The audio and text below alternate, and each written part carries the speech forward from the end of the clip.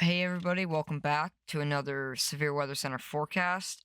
Today is Saturday, October 19th, 2024, and we're going to briefly talk we're going to talk about two disturbances, or actually one hurricane and one tropical storm here in the Gulf, or in the Caribbean Sea here. And then we're that's going to be the primary of the video. The mainland United States, there's not much going on. Everything's calm, although it will get active towards the end of October and beginning of November. So I will briefly touch on that. But I just want to start off with the hurricane related information and stuff. So we do have an actual hurricane that has formed.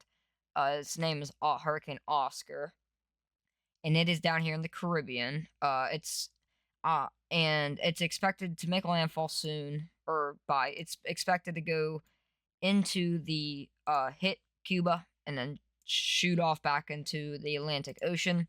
I'm gonna pull up I'm just gonna get started with this right away. So let's get right into it. All right, so this is the projected map here of hurricane, or of soon to be hurricane Oscar. The basic consensus is it's gonna rapidly intensify to a category 1 hurricane. From there is going to continue to travel through the Caribbean, or like the Bahamas region. From there, it will make landfall somewhere around the or somewhere on the Cuban coast, or the in Cuba, should I say.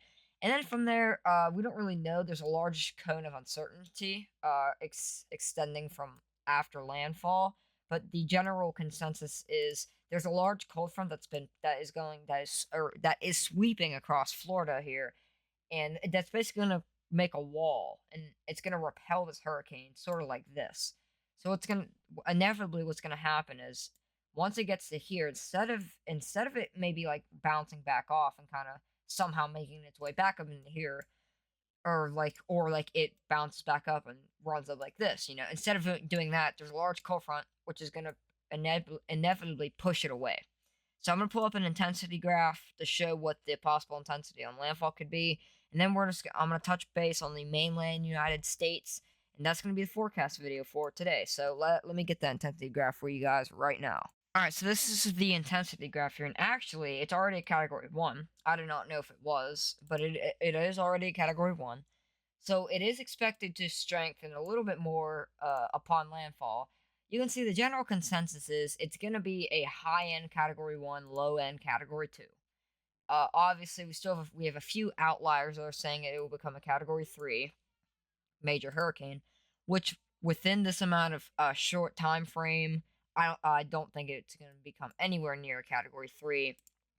However, I think the better idea would be a stronger category 1 upon landfall, maybe category 2 upon landfall. But after that, you can see, because of that cold front kind of drives it away, it's expected to stay a tropical storm.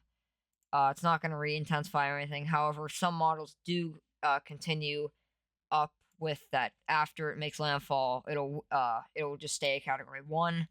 However, the general idea is it'll make landfalls around a high end category 1, rapidly decrease to a tropical storm, and eventually move off and die off as a tropical storm.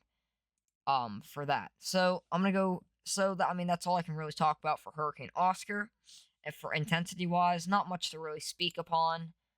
The areas, its areas not as prime because we've had a lot of activity there, but so general idea will be category 1 upon landfall. I'm gonna quickly touch base on Nadine, and then we're gonna get into the mainland United States to finish this up. So let me get right into that. All right, and this is tropical, soon to be a post tropical remnant, Nadine, or however you say it. Nadine, Nataline, whatever.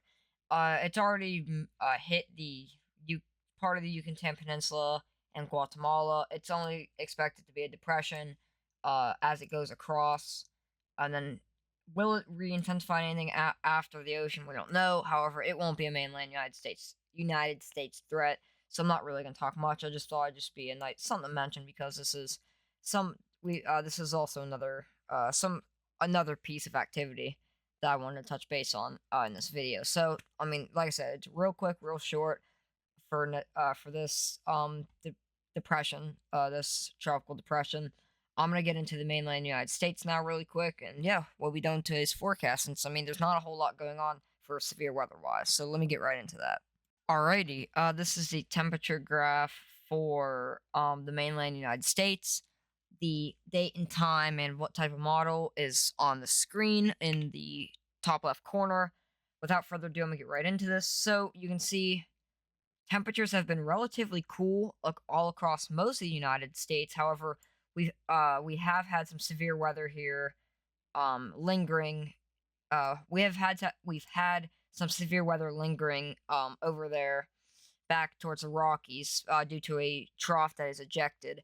We are expecting to see more cold fronts like these, beginning to develop and sweep across, which within the future will bring a lot more severe weather and just and soon to be snowstorms, as we tend to see a lot of snowstorms with these cold fronts. But I mean, you can see we are going to warm up here in the future. You can see well, areas that haven't been hit by the cold front yet, you can see like here it's going to be a lot very warm.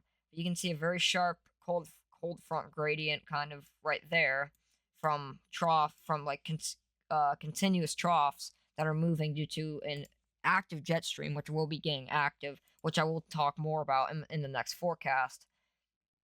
You can see once that happens, it'll shoot a ton of cold air in towards the eastern coast of the United States, really from the Ohio Valley and northward, where they're going to see a lot of colder temperatures. But you can see the Midwest region and South Central region is going to return in those warmer temperatures before we really start to see fall-like temperatures. Once we get to November, however, you can kind of see towards the end of October, we're getting continuous cold blasts, cold blasts here in the eastern part of the United States, and then a lot of bubbling heat here in the central, which means that we could see more activity on the eastern coast to begin November and less towards the central and west coasts. So I think that's all I'm going to talk about for today. I just want to say thanks for watching. Please, if you haven't already, like and subscribe to get this information out to people that would like to see this information. If not, you don't have to. It's just something that would be helpful to other people that want to see this information and that like this information. So, otherwise, I will see everybody in the next forecast.